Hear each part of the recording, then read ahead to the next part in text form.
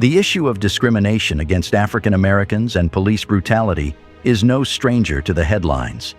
From the beating of Rodney King that sparked the Los Angeles riots in 1991 to the tragic shooting of Michael Brown in Ferguson in 2014, and countless other victims whose names have become rallying cries for justice and reform, the narrative is painfully familiar.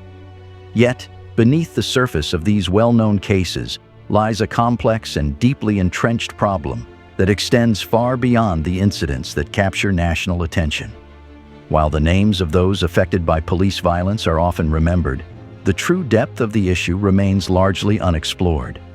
Beyond the shocking videos and the protests lies a reality fraught with systemic inequalities, racial profiling, and a cycle of violence that has persisted for generations. The statistics on police brutality and discrimination tell a story that is both alarming and nuanced, revealing disparities that cannot be ignored.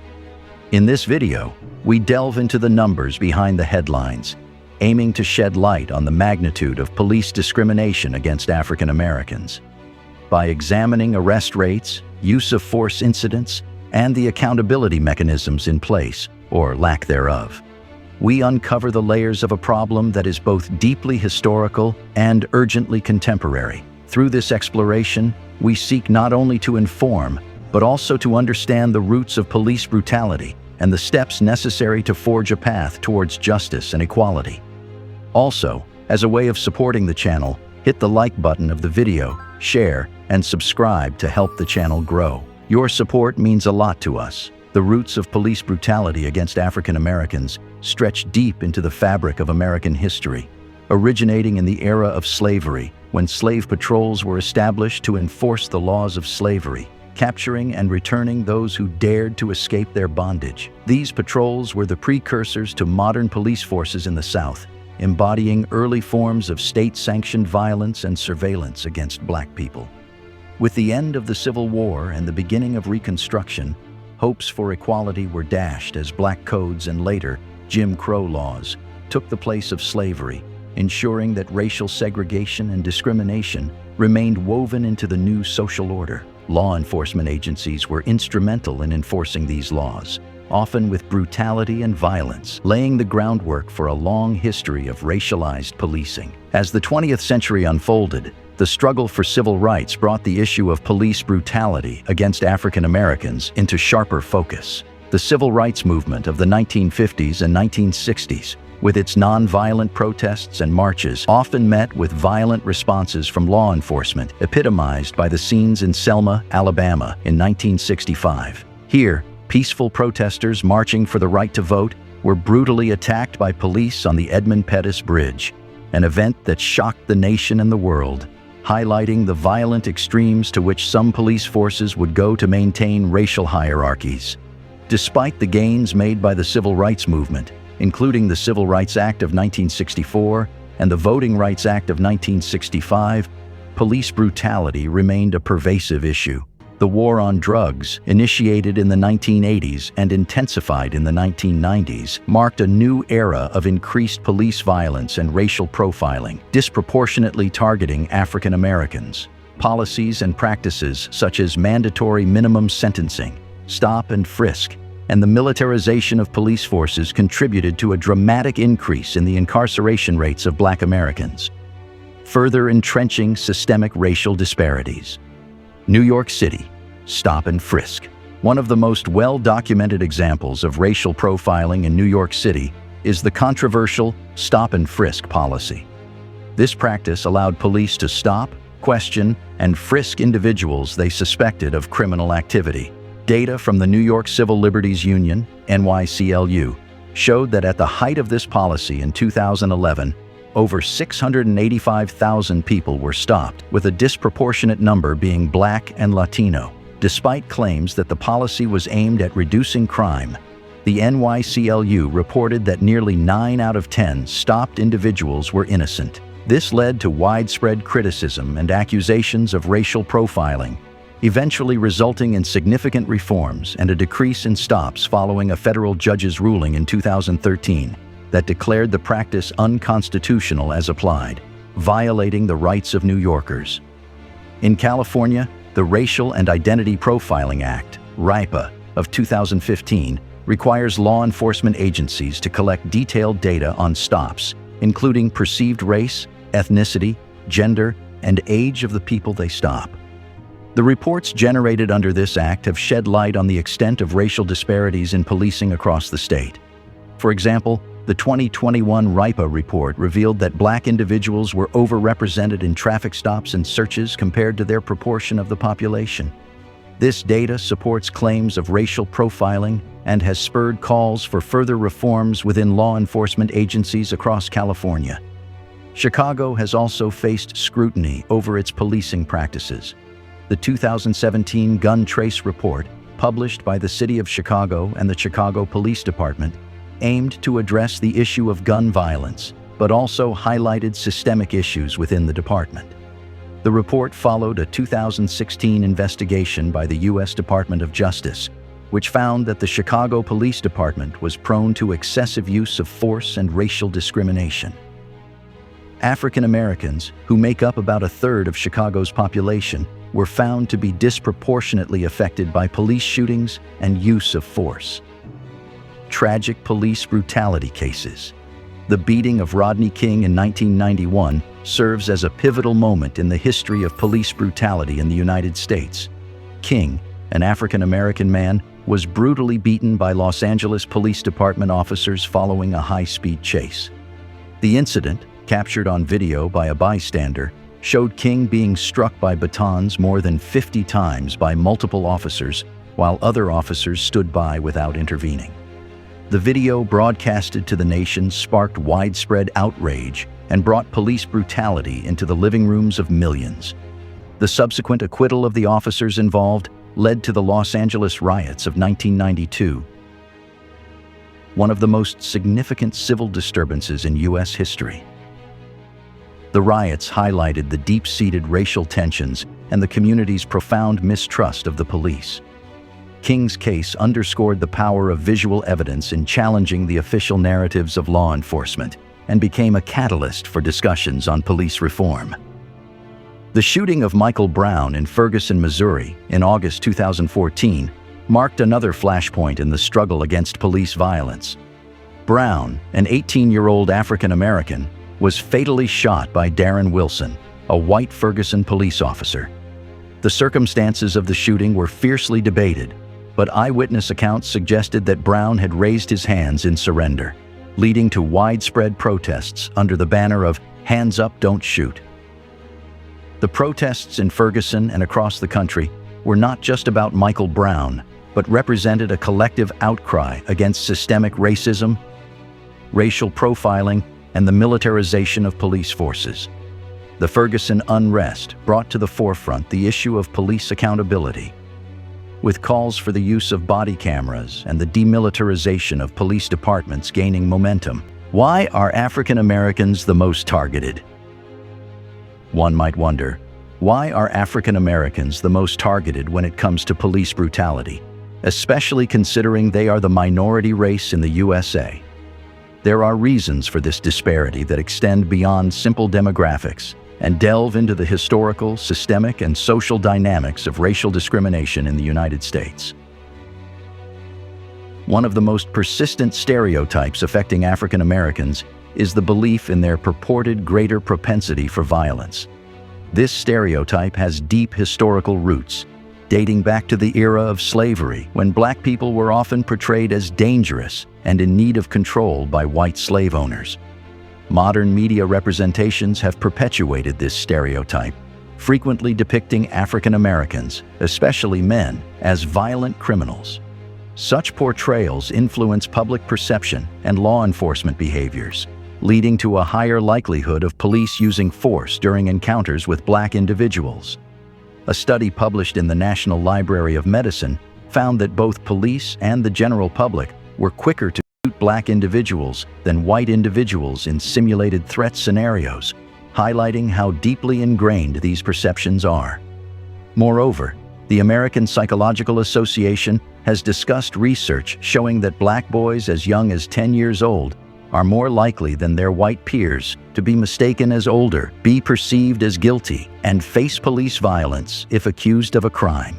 Another stereotype with harmful implications is the unfounded belief that African Americans possess lower intelligence. This bias, deeply entrenched in racist ideologies, has been used historically to justify slavery, segregation, and discrimination. In law enforcement, such stereotypes can lead to the assumption that African Americans are more easily deceived or manipulated, potentially influencing the conduct of interrogations, the likelihood of wrongful convictions, and the harshness of sentencing. Educational disparities, driven by systemic inequalities rather than inherent differences in capability, further compound this issue, with the criminal justice system often failing to take into account the socio-economic factors affecting access to quality education for African Americans. The U.S. Department of Education reported that schools predominantly serving Black and Latino students receive significantly less funding than those serving mostly white students, leading to disparities in educational outcomes. Furthermore, the Economic Policy Institute has documented that the unemployment rate for African Americans is consistently twice that of whites, contributing to economic conditions that are often criminalized, such as homelessness and substance abuse. The association of African Americans with criminality is another pervasive stereotype contributing to racial profiling and disparities in arrest rates. This stereotype has been reinforced by biased reporting practices in the media, which disproportionately highlight crimes committed by African Americans while minimizing their victimization. The war on drugs, initiated in the 1980s, significantly exacerbated this issue, with policies leading to the mass incarceration of Black individuals for non-violent drug offenses. Despite similar rates of drug use across racial groups, African Americans have been arrested and incarcerated at vastly higher rates. For example, the U.S. Sentencing Commission reported that Black men receive sentences that are 19.1% longer than those of white men for similar crimes. According to the Sentencing Commission's report, the Black-white sentencing disparities are being driven in large part by non-government-sponsored departures and variances. In plain English, sentencing choices made by judges at their own discretion. Judges are less likely to voluntarily revise sentences downward for Black offenders than for white ones, in other words. And even when judges do reduce Black offenders' sentences, they do so by smaller amounts than for white offenders. That finding suggests that giving judges more discretion in sentencing, as the Booker decision did in 2005, allows more racial bias to seep into the process. A 2014 University of Michigan Law School study, for instance, found that all other factors being equal, Black offenders were 75% more likely to face a charge carrying a mandatory minimum sentence than a white offender who committed the same crime. This has not only affected the individuals incarcerated, but also has had a lasting impact on Black communities, reinforcing the stereotype of criminality and justifying further surveillance and policing. The United States currently houses the world's largest prison population, with an incarceration rate of roughly 666 inmates per 100,000 people. Among whites, the rate is 450 inmates per 100,000 people. The incarceration rate for Blacks is over 5 times higher, at 306 inmates per 100,000 people. The USSC report indicates that sentencing decisions are a big driver of those numbers. The systemic nature of these issues is further evidenced by research and reports on law enforcement practices. A 2016 report by the U.S. Department of Justice on the Baltimore Police Department found that Black residents were disproportionately targeted in stops, searches, and arrests, a pattern that was attributed to biases, both implicit and explicit, within the police department. Similarly, the Chicago Police Department was found to use force almost 10 times more often against Black individuals than against whites, according to a 2017 Department of Justice investigation. The stark reality of police brutality against African Americans is laid bare by a wealth of statistics that reveal a disturbing pattern of systemic racism and discrimination within law enforcement. This issue, deeply embedded in the fabric of American society, is highlighted by numerous studies and reports which consistently show that African Americans are disproportionately targeted by police actions. An analysis of traffic stops, for example, often reveals that African Americans are more likely to be stopped by police than their white counterparts. This disparity cannot be explained away by demographic differences or crime rates alone. Rather, it points to a systemic bias that colors the interactions between police officers and Black individuals. The use of force is another area where this disproportionality becomes evident. Studies have shown that African Americans are more likely to be on the receiving end of forceful tactics, including being shot, tased, or physically restrained, even when accounting for the nature of the encounter or the behavior of the individual. This is not just a matter of a few isolated incidents, but a widespread pattern that suggests a deep-seated bias in perceptions of threat based on race. The statistics on fatal police shootings further illuminate this grim picture. Despite making up a smaller percentage of the population, African Americans are significantly overrepresented in the number of individuals fatally shot by police. These figures are not just numbers. They represent lives lost, families shattered, and a community's trust eroded. Resolving the problem. In the wake of numerous high-profile instances of police brutality, a national conversation has sparked a movement toward reforming law enforcement practices to ensure the safety and dignity of all citizens, particularly African Americans who have been disproportionately affected. Among the steps taken, the implementation of body cameras has been widely advocated as a measure to increase transparency and accountability in policing. By recording interactions between police officers and civilians, body cameras aim to provide an objective account of events, potentially deterring misconduct by officers and providing crucial evidence in cases of disputed incidents. However, the effectiveness of body cameras has been met with mixed reviews. While some studies suggest a decrease in complaints against officers and use of force incidents in departments that have adopted body cameras, other research indicates that cameras alone are insufficient to bring about significant change without accompanying reforms in police culture and accountability mechanisms.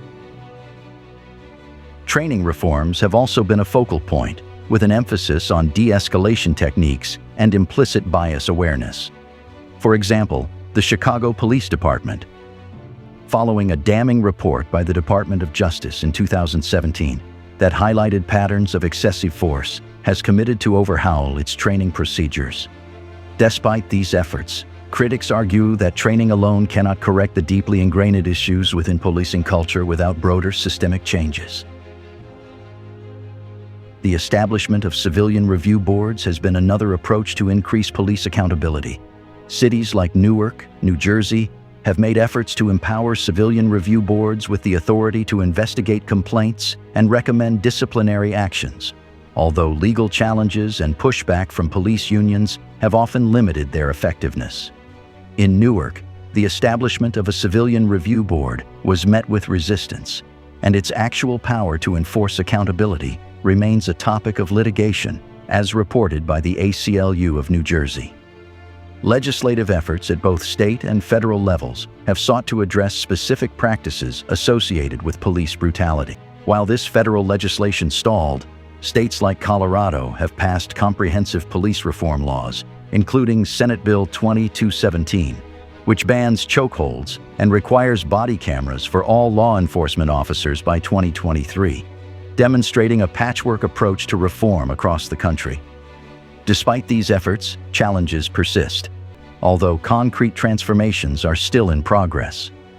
The case of Breonna Taylor, who was killed in her home during a no-knock warrant raid, highlighted the dangers of such police tactics and fueled demands for their abolition. In response, Louisville banned the use of no-knock warrants with Breonna's Law, showcasing how public pressure can lead to legislative change at the local level. However, the continued occurrence of similar incidents raises questions about the depth and breadth of the reforms needed to address the root causes of police violence. The struggle against police brutality towards African Americans is a testament to the resilience of the Black community and its allies. While there have been notable efforts to address and mitigate these issues, the continuing instances of police violence highlight the long road ahead.